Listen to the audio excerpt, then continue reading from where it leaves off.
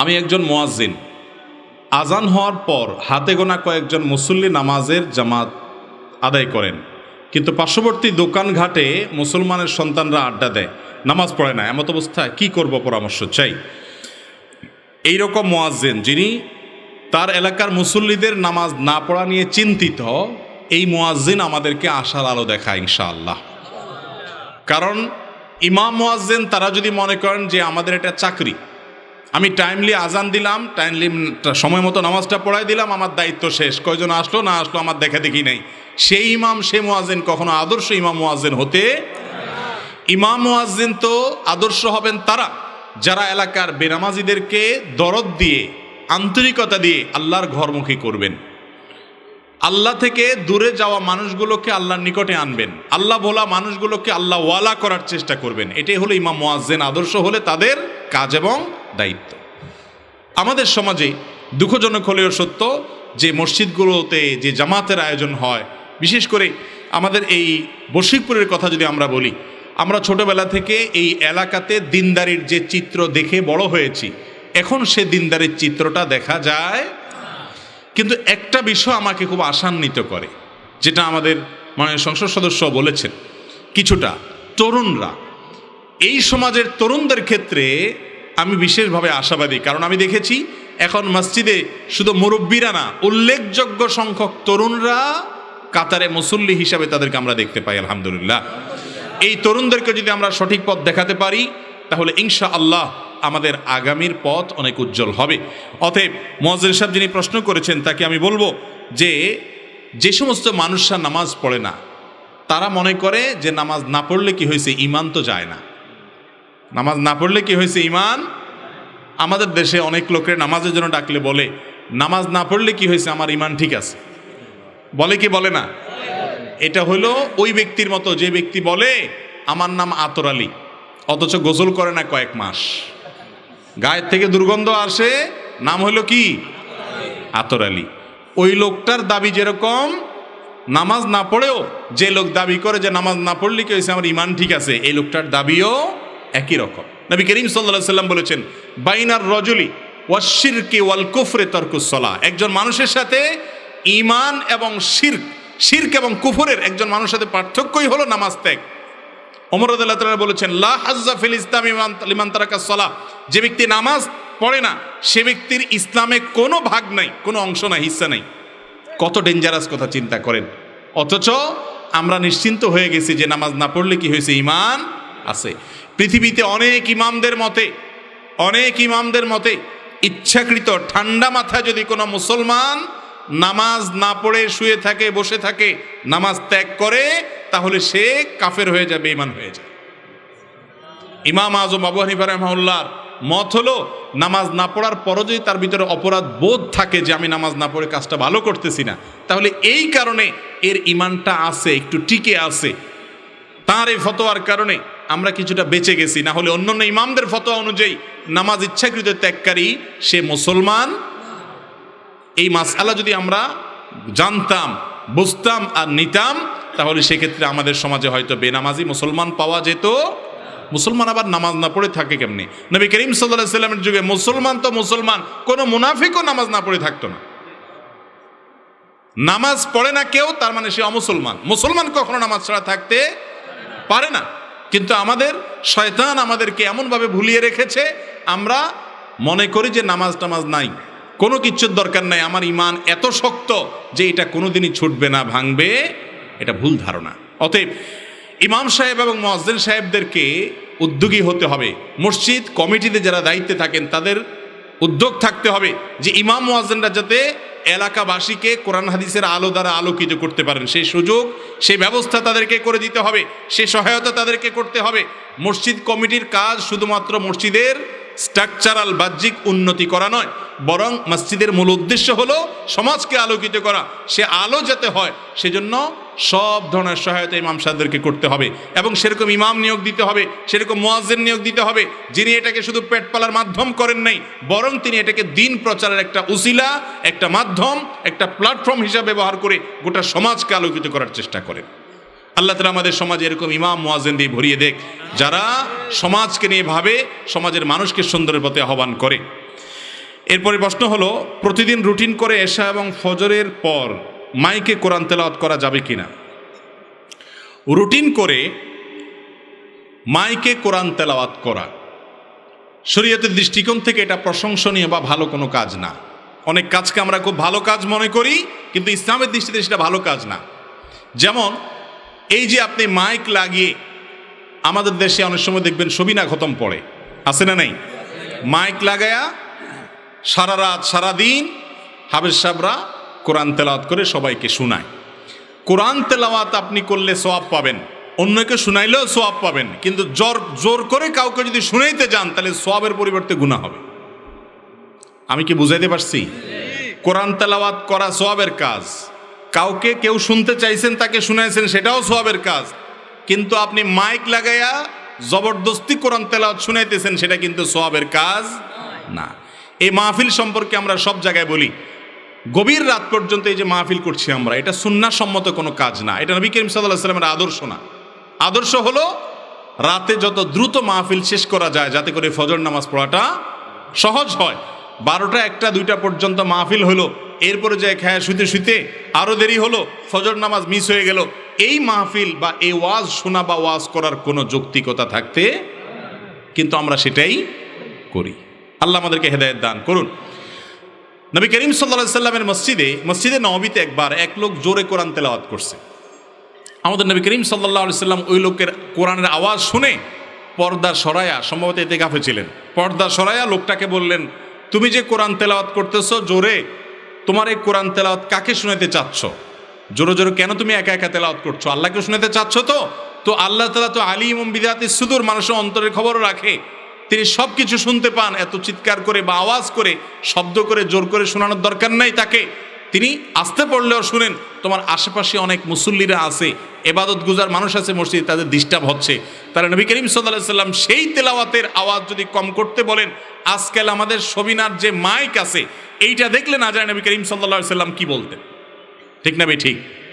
অতএব মাইক লাগায়া জবরদস্তি কোরআন তেলাওয়াত শোনানো জায়েজ নাই। আপনি মাইক লাগায় কোরআন তেলাওয়াত শোনাচ্ছেন, কেউ হয়তো মোবাইল ফোনে কথা বলবে, কারোর বাচ্চা আছে অসুস্থ, কেউ হার্টের রোগী, কেউ হয়তো ঘুমে আছেন, কিন্তু আপনার মাইকে যদি তার ডিস্টার্ব হয়, এই জবরদস্তি ইসলাম শেখানো বা জবরদস্তি কোরআন তেলাওয়াত শোনানো, এই নির্দেশ ইসলাম আমাদেরকে দেয় না, এটা ভুল কাজ। অতএব কোরআন তেলাওয়াত হবে, যারা শুনতে চায় তাদেরকে শোনাবেন। যেমন আপনারা মাহফিলে এসেছেন, আপনারা যদি কোরআন তেলাওয়াত করতে চান, একজন হাফেজ একজন কারি এসে তেলাওয়াত করেন, এটা যৌক্তিক, কিন্তু শুনতে চায় না একজন, তার কানের কাছে বাইরের কাছে মাইক লাগিয়ে জোর করে শুনাইলেন, এটা ইসলামে জায়েজ নাই, কিন্তু আমরা অনেকে করি। এরপর প্রশ্ন হলো, বাসা বাড়িতে বাথরুমে হাইকমোড থাকে, হাইকমোডের ঢাকনা বন্ধ করে বিসমিল্লাহ বলে ওযু করা যাবে কিনা? কারণ বাথরুমে বিসমিল্লাহ বলা যাবে না। দেখুন, বাথরুমে বিসমিল্লাহ বলা মাকরুহ বা আল্লাহর নাম নেওয়া মাকরুহ, কারণ আল্লাহর নাম অপবিত্র এবং নোংরা কোনো জায়গায় নেওয়া এটা আল্লাহর নামের শানের খেলাফ। এই জন্য বাথরুমে বা টয়লেটের ভেতরে ওযু না করে বাহিরে যদি বেসিন থাকে, টেপ থাকে, সেখানে ওযু করা উত্তম। যদি কারোর বাহিরে কোনো ব্যবস্থাপনা না থাকে ওযুর, তিনি বাধ্য হয়ে ভেতরে টয়লেটেই ওযু করতে হয়, টেপে বা বেসিনে বা টয়লেটের ভেতরে, তাহলে সেক্ষেত্রে তিনি বিসমিল্লাহটা মনে মনে বলবেন, বলে ওযু করে ফেলবেন। কথা কি বুঝাতে পারছি? বাহিরে যদি বেসিন থাকে, বিসমিল্লাহ বলে হাতটা ধুয়ে শুরু করে বাকিটা আপনি বাথরুমের ভিতর করে আসলেন, আর বাহিরে এসে আবার দোয়া পড়লেন, কালিমায়ে শাহাদা পাঠ করলেন, এটা হলো উত্তম এবং নিরাপদ, কারণ টয়লেটে আল্লাহর নাম নেওয়া উচিত না। প্রশ্নকর্তা লিখেছেন যে কমোডের হাইকমোডের ঢাকনা দিয়ে দিলে কোনো সমস্যা আছে কিনা বিসমিল্লাহ বলাতে। তো এটা তো একটা আপেক্ষিক বিষয়। আপাত দৃষ্টিতে মনে হচ্ছে যে ঢাকনা দেয়াতে তো ময়লা ঢাকা পড়ে গেছে, যার কারণে বিসমিল্লাহ বলা যায়, কিন্তু ঢাকনা দেওয়ার পরও সেটা টয়লেটের জায়গা, টয়লেট ঢাকনা দিলে যে সে টয়লেট না তা তো আর হয় না। একটা উত্তম পদ্ধতি হলো, অনেক ওলামা ইকরাম পরামর্শ দিয়েছেন যে অনেকের বড় টয়লেট থাকলে বিশেষ করে সুযোগ থাকে, কমোডের যে কমোড বা প্যান যেটা থাকে এটার সাথে আপনার টেপের মাঝখানে আড়াল দেওয়া। আজকাল প্লাস্টিকের অনেক পর্দা হয়েছে, টেনে পর্দা দিয়ে দেওয়া যায়, অথবা বুক পরিমাণ ওয়াল করে দেওয়া, তাহলে পার্টিশন করে দিলে ওইটা টয়লেট হলো, এটা ওযুখানা হলো, হাত ধোয়ার জায়গা হলো, তাহলে সেক্ষেত্রে আপনি বিসমিল্লাহ পড়তে পারেন। আর এত যদি অসুবিধা হয় তাহলে বাহিরে ওযু করেন, অথবা বিসমিল্লাহটা বাইরে করেন, আর ভিতরেও যদি করতে চান ওযু হবে, কিন্তু বিসমিল্লাহটা মনে মনে করবেন। মুখেও যদি বিসমিল্লাহ বলেন তাতেও অজু হয়ে যাবে, কিন্তু কাজটা অনুত্তম হলো। এটাকে আবার মানুষ এত হার্ডলি নেয় যে বাথরুমে তাহলে অজু করলে অজুই হবে না, অজু হবে না, ব্যাপারটা সেরকম না। বাকি আল্লাহর নামটা সেখানে নেওয়াটা অনুচিত, অনুত্তম কাজ, জাস্ট এইটুকু। এরপর প্রশ্ন হলো, আমরা দেখি যখন কোনো লোক মারা যায়, জানাজার নামাজের পরে খাটের 4 কোণায় 4 জন ধরে নেয়, কিন্তু কথা হলো এই যে 10 কদম হাঁটার পর খাটের কোণা পরিবর্তন করে, এরকম করে 4 বার পরিবর্তন করে 40 কদম হলে স্বাভাবিকভাবে হাঁটে, এটা কতটুকু শরীয়ত সম্মত একটু বিষয় দিলে ভালো হতো। এ বিষয়ে আমরা এর আগে বারবার বলেছি বিভিন্ন প্রশ্নোত্তর সেশনে। দেখেন, জানাজার লাশ, মৃত মানুষের লাশ দাফন যারা করে তারা, তাদের মধ্যে এক ধরনের গাম্ভীর্য থাকবে, ভীতিকর একটা পরিস্থিতি থাকবে। সাহাবীরা যখন লাশ বহন করতেন খুব নীরব হয়ে যেতেন, নিস্তব্ধ হয়ে যেতেন, তারা ভাবতে থাকতেন যে আমাদেরকে এইভাবে একসময় বহন করা হবে। এই 10 কদম পর পর পরিবর্তন করা, গনে গনে এই কদম গোনা এবং আপনার এটাকে পরিবর্তন করার এই যে কাজের মধ্যে আমরা ব্যস্ত থাকি, তাহলে আপনি কল্পনা কখন করবেন মৃত্যু নিয়ে? আপনার জীবনের বাস্তবতা নিয়ে আপনি ধ্যান কখন করবেন? বিধায় এটা উচিত না। তাছাড়া কোনো কোরআন হাদিসের কোথাও বলা হয়নি যে মৃত ব্যক্তিকে লাশ বহন করতে হলে 10 কদম পর পর পাল্টাইতে হবে। এগুলো কে বা কারা চালু করে দিয়েছে, এগুলোর কোনো প্রুফ বা এগুলোর কোনো ভিত্তি নবী করিম সাল্লাল্লাহু আলাইহি ওয়াসাল্লামের কোনো হাদিস থেকে পাওয়া যায় না। এগুলো আমাদের সমাজে চলে আসছে, আমাদেরকে সুন্নতে ফিরে আসতে হবে, মন গড়া বা চলে আসা জিনিস নয়। এরপর প্রশ্ন হলো, টাকনুর উপরে প্যান্ট গুছিয়ে রেখে নামাজ পড়লে নামাজ নাকি হবে না, এবার ইসলাম কি বলে? টাকনুর উপরে প্যান্ট গুটিয়ে রাখলে নামাজ হবে না, এরকম 2-1 জন বলেছেন, আমি শুনেছি। খুবই দুঃখজনক, এটা খুবই দুঃখজনক মাসালা, কারণ এটা সঠিক কথা না। নামাজ কেন হবে না? বরং পুরুষের পোশাক, প্যান্ট, জামা, পাজামা, চাদর, লুঙ্গি, এই উপর থেকে যে পোশাকগুলো নিচে যায়, সেই পোশাকগুলো তার টাকনুর উপরে থাকতে হবে। সেটা নামাজের আগেও, নামাজের পরেও, নামাজের সময়ও, সর্বাবস্থা। একটি হাদিস আছে আবু দাউদে, যে কোনো ব্যক্তি যদি টাকনুর নিচে পোশাক পরে তাকে বলা হয় মুসবিল। হাদিসের ভাষায় মুসবিল ব্যক্তির ইবাদত কবুল হবে না। এই জন্য অনেক উলামা ইকরাম নামাজের আগে এটা গোটায় নিতে বলেন। অনেক মসজিদের ইমাম সাহেবরা ঘোষণা দেন যে যাদের নামাজ টাকনুর নিচে প্যান্ট আছে তারা উঠায় নেন, বলে কি বলে না? তো এটা আসলে নামাজের সাথে কোনো রিলেটেড না, বরং একজন পুরুষ তার টাকনুর উপরে প্যান্ট পোশাক, এটা নামাজের বাইরে অন্যান্য সময়ও তাকে পড়তে হবে। একজন মানুষ অন্যান্য সময় গুনাহে লিপ্ত হয়, নামাজের সময় ওই যে আবু দাউদে বর্ণিত হাদিসটা, ওটা সনদের ভিতরে কিছুটা আপত্তি আছে, দুর্বলতা আছে। তো ওই হাদিসের ভিত্তিতে বা যে কারণে হোক যে নামাজের সময়ও আল্লাহ নাফরমানি করবো, এই জন্য সে যদি প্যান্ট গোটায়, ওটা নিষেধ না। সৌদি আরবের সর্বোচ্চ উলামা পরিষদ, ফতোয়া বিষয়ক স্থায়ী কমিটির ফতোয়া, এই সবগুলোকে একত্র করলে দেখা যায় যে ওনারাও স্পষ্ট এই ধরনের প্রশ্নের উত্তরে অনুমতি দিয়েছেন যে নামাজের মধ্যে কারোর টাকনুর নিচে যদি প্যান্ট যায়, সেটাকে যদি সে গোছায় নেয় যে আমি নামাজের মধ্যে হারামে লিপ্ত থাকবো না, তাহলে এটাতে দোষের কিছু নাই, বরং এটা ভালো। কিন্তু এই ভালো কাজটা আরও ভালো হবে যদি নামাজের পরেও তিনি এইভাবে থাকেন। কথা কি বুঝাতে পারছি? এখানে একটা সূক্ষ্ম ঝামেলা আছে, সেটা হলো যারা বলছেন নামাজ হবে না, ওইটার আর একটা ভিত্তি আছে। ভিত্তিটা হলো নবী করিম সাল্লাল্লাহু আলাইহি সাল্লাম জামার, হাতা ইত্যাদি গোটায় নামাজ পড়তে নিষেধ করছেন। আমরা অনেকে এরকম হাতা গোছায়, হয়তো ওজুর জন্য গোছাইছি, ওই গোছানো অবস্থায় নামাজ পড়তেছি, আছে না নাই? এটা নামাজের আদবের খেলাফ, শানের খেলাফ, হাদিসেও নিষেধ আছে। আপনি কোনো গণ্যমান্য ব্যক্তির সামনে যখন যাবেন তার অফিসে, তো জামাটা মেরাম গোছায় যাবেন না, বরং সব ছেড়ে ছেড়ে দিয়ে পরিপাটি হয়ে ভদ্র সভ্য মানুষের মতো যাবেন, ঠিক না ঠিক? তো আল্লাহর সামনে দাঁড়ানোর আগে আল্লাহ কোরআনে বলেছেন, ইয়া বানি আদম খুযু যিনাতাকুম ইনদা কুল্লি মসজিদ, প্রত্যেক নামাজের সময় সুন্দর পোশাক আশাক এবং পরিপাটি হও যতটুকু তোমার সাধ্যে আছে এর মধ্যে থেকে। অতএব নামাজের মধ্যে এরকম জামার হাতা টাতা এগুলা গোছায় রেখে নামাজ পড়া উচিত না, মাকরুহ।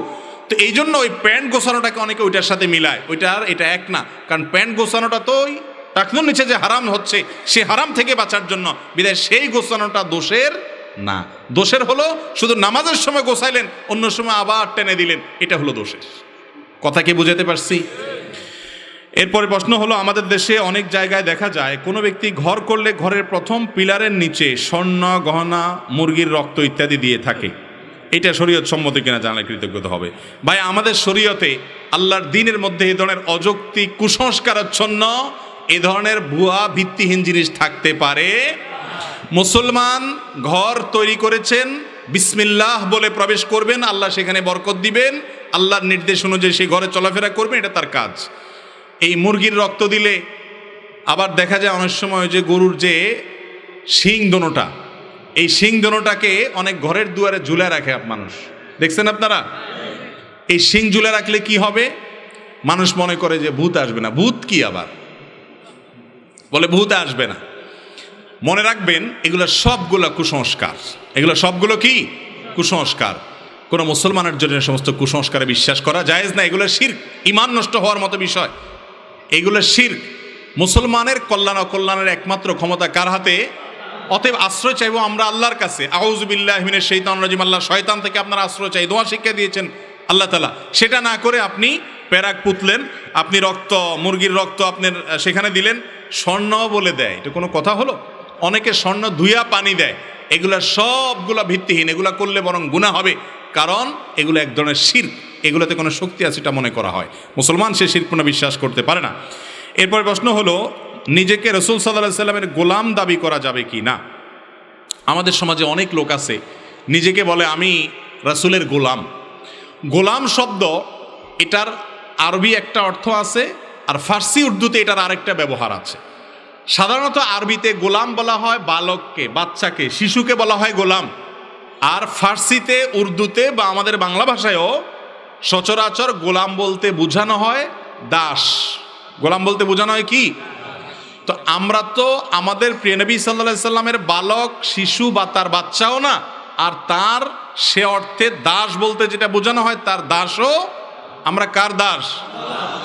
স্বয়ং আমাদের নবীজি সাল্লাল্লাহু আলাইহি সাল্লামও কার দাস? আল্লাহর দাস। অতএব ওই অর্থে আমরা মুসলমান কেউই নবী করিম সাল্লাল্লাহু আলাইহি সাল্লামের গোলাম না। কেউ যদি নবী করিম সাল্লাল্লাহু আলাইহি সাল্লামের গোলাম বলতে বোঝান যে আমি নবীর অনুসারী, আমি নবী সাল্লাল্লাহু আলাইহি সাল্লামের কথা মতো চলি, তার কথার বাইরে চলি না, এই অর্থে নিজেকে গোলাম বলতে চান, তাহলে সেটা হয়তো বলতে পারেন। কিন্তু এই অর্থে এরকম একেবারে বাছাই করে আপনার সকল আপনার যে অর্থগুলো আপত্তিকর সে অর্থগুলো থেকে বাঁচিয়ে এরকম অর্থ, রিজার্ভ অর্থ নিয়ে কেউ গোলাম বলে, এটা খুব জটিল এবং কঠিন বিষয়। এরকম দুষ্প্রাপ্য এরকম হওয়ার কথা না। এই জন্য মুসলমান আমরা সবাই আব্দুল্লাহ, আব্দুর রহমান, আমরা কেউ নবী করিম সাল্লাল্লাহু আলাইহি সাল্লামের গোলাম বা দাস নই, বিধায় এরকম রাখা উচিত না, এরকম নাম। এরপর প্রশ্ন হলো, আমার প্রতিবেশী সম্পর্কে জানতে চায় কেউ, তারপরে আমি আমার প্রতিবেশীর ভালো খারাপ উভয়টি বললাম, এতে করে কি আমি গীবতকারীর মধ্যে শামিল হব? না, গীবতকারী তো হবেনই না, বরং আপনি একজন ভালো মানুষ। কারণ আপনার কাছে যখন কেউ কারোর সম্পর্কে জানতে চাইবে, ধরেন কেউ মেয়ে দিবে, বিয়ে কারোর ছেলের সাথে আপনার কাছে এসে জিজ্ঞাসা করলেন, ভাই অমুকের ছেলে অমুককে চিনেন? আপনি বললেন হ্যাঁ চিনি, আমার বাড়ির পাশেই তো তার বাড়ি। তো জিজ্ঞেস করলো মানুষটা কেমন? আপনার সাথে তার সম্পর্ক খুব ভালো, দরহম মরহম, দোস্তি আছে, বা আপনার ভাই বেরাদার লাগে। আপনি তখন সেই সুযোগে বললেন যে এই এলাকাতে তো এরকম ফেরেশতা ছেলে আরেকটা নেই, বা এরকম ফেরেশতা মেয়ে আরেকটা নাই। আসলে কিন্তু ডাহা মিথ্যা কথা।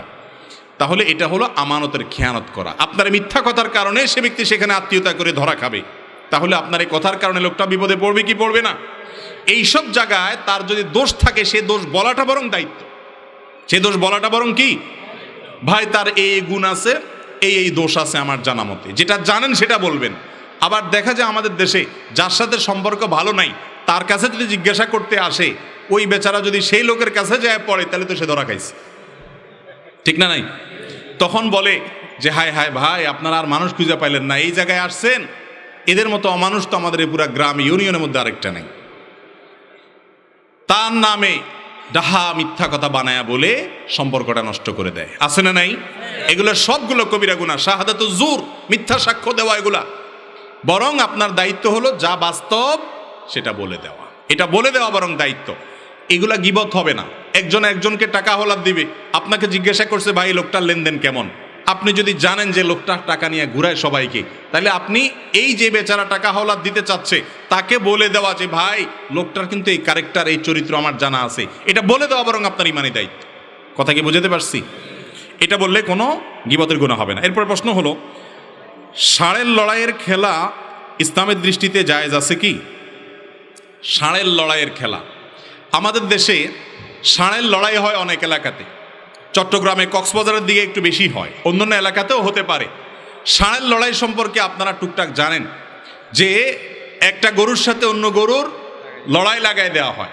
লড়াই যাতে জমজমাট হয় সেজন্য লাল কাপড় দিয়ে, আরও বিভিন্ন প্রক্রিয়া দিয়ে তাদেরকে নানাভাবে উত্তেজিত করে তোলা হয়, খেপিয়ে তোলা হয়, যাতে করে প্রতিপক্ষ ষাঁড়কে আক্রমণ করতে পারে। ষাঁড়ের লড়াইয়ে কি হয়, এক ষাঁড় অন্য ষাঁড়কে তার শিং দিয়ে আঘাত করে কখনো রক্তাক্ত করে, কখনো আহত করে, কখনো হয়তো মেরেও ফেলে। একটা ষাঁড়ের আঘাতে আরেকটা ষাঁড় রক্তাক্ত হচ্ছে, আঘাতপ্রাপ্ত হচ্ছে, হয়তো মৃত্যুর কোটে ঢলে পড়ছে, আর আমরা সেটা দেখে হাসি পাচ্ছি, হাসি এবং বিনোদন করছি, আমরা মজা নিচ্ছি, আমরা সেটাকে আপনার আনন্দের একটা উপলক্ষ বানিয়ে নিয়েছি। এটা কোনো সভ্য, এটা কোনো ভদ্র মানুষের কাজ হতে, ইসলামী শরিয়ার দৃষ্টিকোণ থেকে এই খেলা হারাম, এই খেলা জায়েজ হওয়ার কোনো কারণ থাকতে।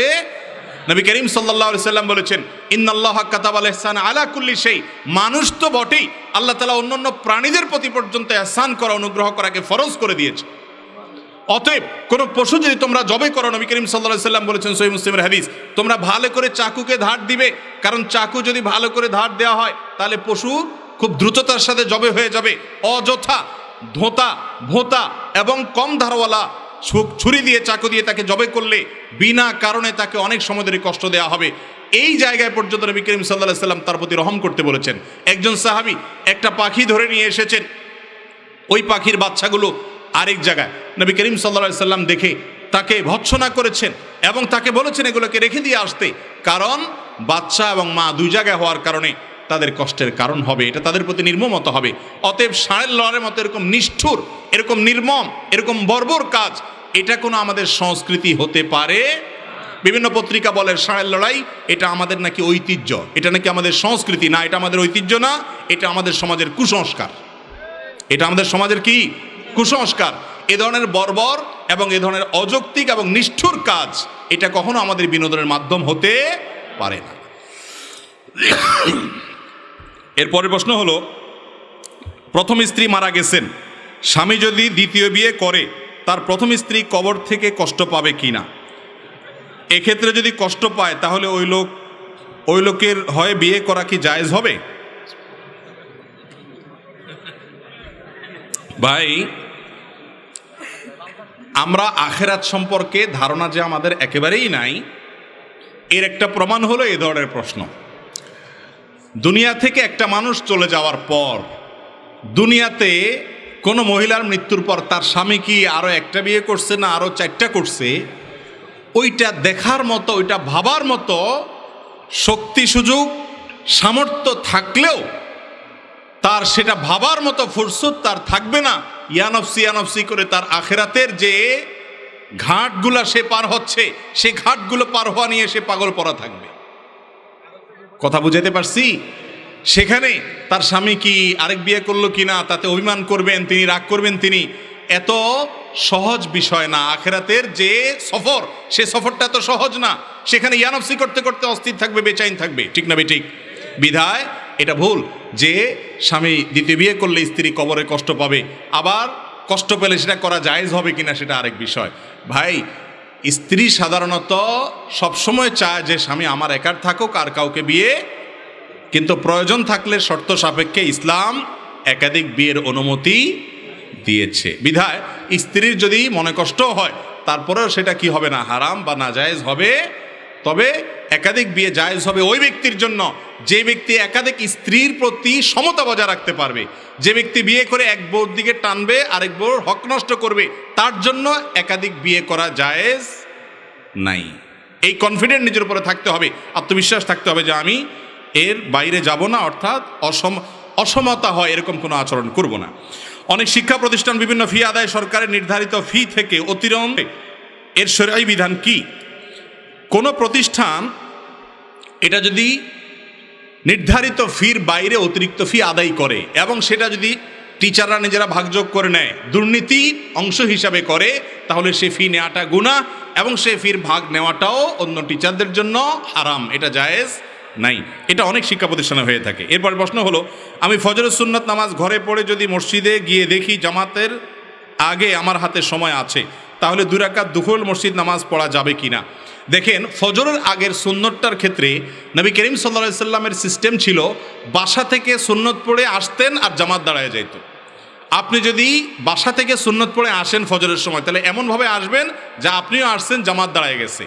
আর যদি মসজিদে আপনি আগে আসতে চান তাহলে সুন্নত মসজিদে এসে পড়বেন, কারণ ফজরের আগে 2 রাকাত সুন্নত ছাড়া আর কোনো নামাজ হাদিস দ্বারা প্রমাণিত না। যার কারণে ওইভাবে আসবেন যে আপনি সুন্নত পড়ে আসছেন, এদিকে জামাতের টাইম হয়ে গেছে, হয়তো কয়েক সেকেন্ড বাকি আছে, আপনি অপেক্ষা করবেন, তারপর জামাতে শামিল হবেন।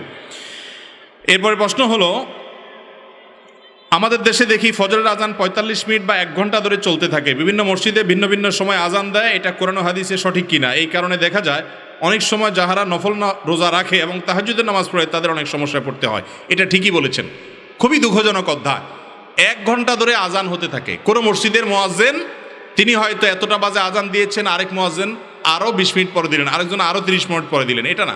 ফজরের ওয়াক্ত হওয়ার পর একটা নির্দিষ্ট সময়ের ভিতরে আজান হওয়া উচিত। বিশেষ করে ফজরের আজানের সাথে মানুষের সাহারি খাওয়া এবং তাহাজ্জুদ পড়া অনেক কিছু সম্পর্ক আছে, এই জন্য এই আজানটা অতটা টাইমলি দেওয়ার চেষ্টা করা উচিত এবং মুয়াজ্জিনদের এদিকটা লক্ষ্য করা উচিত, এটা করা হয় না।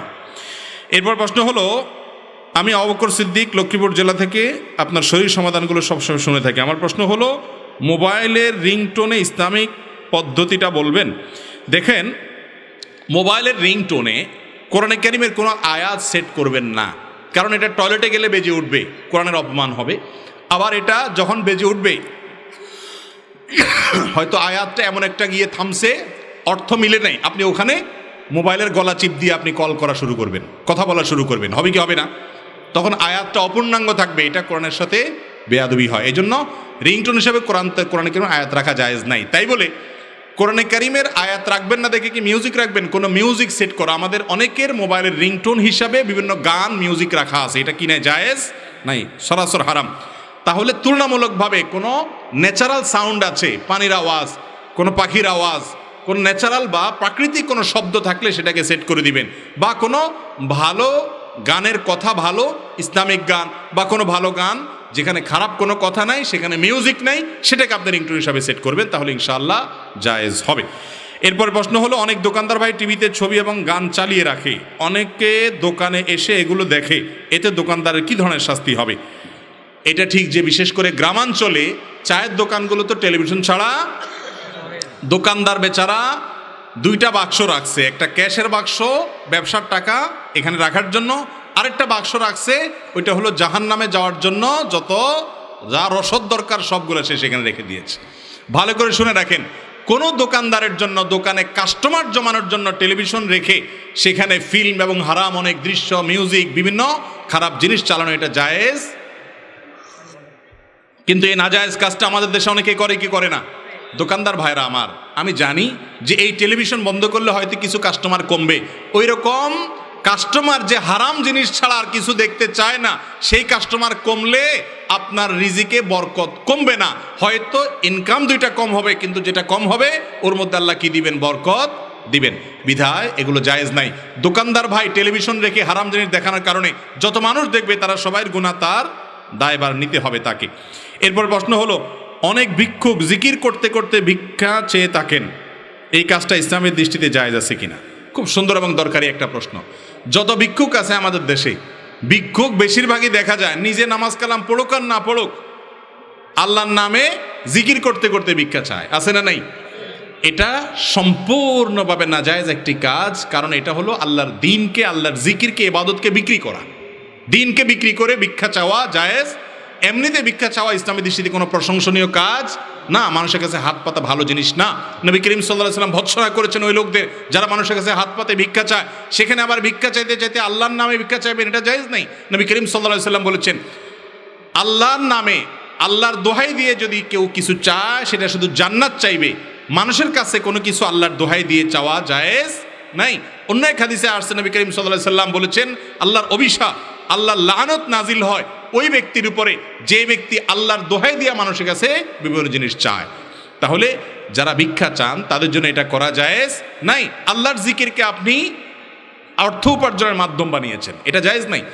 হ্যাঁ, কোনো ভিক্ষুক যদি এভাবে আপনার কাছে চায় আল্লাহ জিকির করতে করতে, তাহলে আপনি আল্লাহর নামের সম্মানার্থে তাকে ফিরিয়ে দিবেন না, কিছু না কিছু তাকে দেওয়ার চেষ্টা করবেন। ও আম্মাস সাইলা ফালা তানহার, কেউ ভিক্ষা চাইলে নবী আল্লাহ তাআলার নির্দেশ হলো তাকে ধমক দিও না, আপনি তাকে সম্ভব হলে কিছু দিবেন, আর না দিতে পারলে না থাকলে আপনার কাছে নাই। কিন্তু যে চায় তার জন্য আল্লাহর জিকির করতে করতে চাওয়া, আল্লাহর নাম নিয়ে নিয়ে চাওয়া, এটা জায়েজ নাই। এটা হলো এক রকমের ধর্ম ব্যবসা। এটা হলো এক রকমের কি ধর্ম ব্যবসা, যে আপনি আল্লাহর দিনকে জিকিরকে বিক্রি করে কিছু পয়সা কামাই করতেছেন। আল্লাহ আমাদের ভাইদের বোঝার তৌফিক দান করুন। ফিতনার এই সময় প্রতিদিন কোনো না কোনোভাবে জেনা হয়ে যাচ্ছে, বিশেষ করে চোখের জেনা। না চাইলেও এসব জেনা হয়ে যায়। বাঁচার উপায় কি? আমাদের তরুণদের জন্য এই প্রশ্নটি একেবারে প্রাসঙ্গিক। তরুণদের চরিত্রকে আজকাল রক্ষা করা একরকম অসম্ভব হয়ে গেছে, মহা কঠিন হয়ে গেছে। এই কঠিন পরিস্থিতি যারা করেছে, এই মানুষগুলো আমাদের এই সমাজকে, সমাজের তরুণদেরকে ধ্বংসের দ্বার প্রান্তে নিয়ে যেতে চায়। এই জায়গা থেকে বাঁচার জন্য তরুণদের বাবা মাদের দায়িত্ব হলো সন্তানদের বয়স হয়ে গেলে বিয়ে দিতে বিলম্ব না করা। মুরব্বীদের দায়িত্ব হলো ছেলেদের উপযুক্ত হলে, কোনো রকম ডাল ভাতের জোগাড় করার মতো হলে সাথে সাথে বিলম্ব না করে তাকে বিয়ে দিবেন। আমার কথা না, নবী করিম সাল্লাল্লাহু আলাইহি সাল্লামের কথা। বিয়ে দেরিতে দিলে সমাজ নষ্ট হবে, ফাসাদ হবে, জেনা ব্যভিচার বাড়বে, ইফটিজিং বাড়বে, যুবকরা নষ্ট হবে। এর ক্ষতিটা সবচেয়ে বেশি বাপ মাকেই সাফার করতে হবে। এই জন্য সন্তানদেরকে বিয়ে দেয়াতে বিলম্ব করবেন না, চাচারা ভালো করে শুনে রাখেন। আর যুবকরা বিয়ের জন্য শুধুমাত্র অস্থির হয়ে আমার কাছে প্রশ্ন দিবেন না, টাকা পয়সা রোজগার করেন। সবাই যার যার কাজ করেন, শুধু ওই বাপের হোটেলে বসে বসে নিজে খান, বিয়ে করে আরেকটা রায়না খাওয়াইতে চাচ্ছেন। আপনিও কিছু করেন, আপনিও কিছু করেন, আর চাচারাও তাড়াতাড়ি করে বিয়ে দেখ। উভয়ের প্রচেষ্টার মাধ্যমে যুবকরা চরিত্র হেফাজত করতে পারবে ইনশাআল্লাহ। মৃত ব্যক্তিকে যদি স্বপ্ন দেখেন তাহলে কি করবেন? অনেকে বলে মৃত ব্যক্তিকে স্বপ্নে দেখলে কোরআন খতম দিতে হয়, মৃত ব্যক্তিকে স্বপ্নে দেখলে অমুক কাজটা করতে হয়। মূলত আপনার মা বাবা, আত্মীয় স্বজন কেউ মারা গেছেন, তাদেরকে আপনি স্বপ্নে দেখলে বিশেষ কোনো কিছু করতে হবে এরকম কোনো নির্দেশ হাদিসে নাই। তবে হ্যাঁ, আপনার যদি মনে হয় আপনার যে মৃত মানুষ, আত্মীয় স্বজন যাকে আপনি স্বপ্নে দেখলেন তিনি কষ্টে আছেন, এরকম যদি আপনার কাছে মনে হয়, তাহলে ওই ব্যক্তির তরফ থেকে স্বপ্ন দেখার পরে আপনি আল্লাহর কাছে ক্ষমা প্রার্থনা করবেন, তার জন্য দোয়া করবেন, তার পক্ষ থেকে দান সাদকা করবেন, গরিব দুঃখীকে খাবার দিবেন, টাকা পয়সা দিবেন, যে কোনো ভালো কাজ করবেন। কিন্তু সুনির্দিষ্ট কিছু শর্ত নাই যে দেখলেই আপনাকে কিছু করতে হবে। যদি মনে করেন যে তিনি ভালো আছেন, সুখে আছেন, এরকম ইঙ্গিত বোঝা যায় স্বপ্ন থেকে, তাহলে আল্লাহর শুকর আদায় করবেন। এর বাইরে বিশেষ কোনো করণীয় নাই। এরপর প্রশ্ন হলো, সহবাসের পর কোরআন পড়া যায় না, কিন্তু ঘুম যাওয়ার দোয়া পড়া যাবে কি? কোরআন তেলাওয়াত আর ঘুমের দোয়া এক না। গোসল ফরজ অবস্থায় আল্লাহর জিকির বা ঘুমের দোয়া বা অন্যান্য দোয়া এগুলো করাতে অসুবিধা। একজন মুসলমান গোসল ফরজ হওয়ার পর খুব দ্রুততার সাথে গোসল করা উচিত। যদি তিনি গোসলটাকে বিলম্ব করতে চান, যে আমি কথার কথা এখন রাত 2টা 12টা বাজে, আমি ফজরের আগে গোসল করব, এরকম যদি কেউ নিয়ত করেন অসুবিধা নাই। কিন্তু উত্তম হলো এক্ষেত্রে অজু করা। অজু করার পর আপনি অন্যান্য কাজ করেন, নবী করিম সাল্লাল্লাহু আলাইহি সাল্লাম সেরকমটি করেছেন। যার কারণে অজু করে আপনি অন্যান্য কাজগুলো করবেন। দোয়া দুরুদ পড়াতে কোনো অসুবিধা নাই। গোসল ফরজ অবস্থায় দোয়া দুরুদ পড়া যায়, শুধু কোরআন তেলাওয়াত করা যায় না, হাদিসে নিষেধ আছে। এরপরে প্রশ্ন হলো, পারফিউমের মধ্যে অ্যালকোহল থাকলে কোনো সমস্যা হবে কিনা? আমরা যে বডি স্প্রে ব্যবহার করি, এগুলোতে যদি অ্যালকোহল থাকে সমস্যা আছে কিনা? প্রথম কথা হলো, অনেক বডি স্প্রে বের হয়েছে যেগুলো এখন অ্যালকোহল ফ্রি, আর যেগুলোতে অ্যালকোহল আছে সেগুলো ব্যবহার করা যাবে কিনা এই বিষয়ে ওলামাদের দুটি মত আছে। একটি মত হলো এগুলো ব্যবহার করা যাবে, কারণ অ্যালকোহল এটা যেটা পান করা হয় মাদক হিসাবে, সেটা পান করা হারাম, এতে কোনো সন্দেহ নেই। কিন্তু এই বডি স্প্রেতে যে অ্যালকোহল দেয়া হয়ে থাকে, এটা এক ধরনের কেমিক্যাল, যার কারণে এটা আসলে পান করার উপযোগী কোনো জিনিসই না। যার কারণে এটা সেই অ্যালকোহল না যে অ্যালকোহল মাদক, এক। দ্বিতীয়ত হলো, মাদক যেটা সেটা পান করা হারাম, কিন্তু সেটা যে নাপাক এমনটি সম্পর্কে অনেক উলামার দ্বিমত আছে। তারা বলেন যে হারাম হলেই যে সব কিছু নাপাক হবে এমনটি না। তার দলিল, সাহাবীদের উপর যখন মদ হারাম করে দেয়া হয়েছে, হাদিস থেকে জানা যায় মদের ভাড় এবং ওই যে মটকা সহকারে তারা ধরে রাস্তায় ফেলে দিয়েছেন। যদি মদ নাপাক হতো তাহলে মুসলমানদের রাস্তায় নাপাক জিনিস সাহাবীরা ফেলতেন না। এরকম আরো অনেক যুক্তি দলিল দিয়া অনেক উলামা ইকরাম বলেন এটা নাপাক না। যার কারণে অ্যালকোহল পান করা হারাম, কিন্তু এটা লাগলে যে নাপাক হবে ব্যাপারটা সেরকম না। যার কারণে বডি স্প্রেতে অ্যালকোহল থাকলেও সেটা ব্যবহার করা যাবে এই মত অনুযায়ী। সৌদি আরবের শেখ মোহাম্মদ সালেহ আল মুনাজ্জিদ সহ অন্যান্য স্কলাররা এই মতের সপক্ষে রায় দিয়েছেন। এর বিপরীতে আরেকটা মত হলো সতর্কতামূলক, সেটা হলো অ্যালকোহল যেহেতু বাষ্প হয়ে উড়ে যায়, অতএব বডি স্প্রে ব্যবহার এটা যদি আপনি করেন একান্ত, নামাজের ঠিক আগ মুহূর্তে না করে এটা ব্যবহার করার পর একটু গ্যাপ দিয়ে নামাজ পড়বেন, যাতে বাষ্প হয়ে চলে যায়, তারপর আপনি নামাজ পড়েন। কথা কি বুঝাতে পারছি? আর অনেক ওলামাদের মতে এটা ব্যবহার করাই উচিত না। অতএব আতর অথবা অ্যালকোহল ফ্রি যে বডি স্প্রে আছে সেগুলো ব্যবহার করবেন, সেটা অধিকতর নিরাপদ এবং সতর্কতামূলক।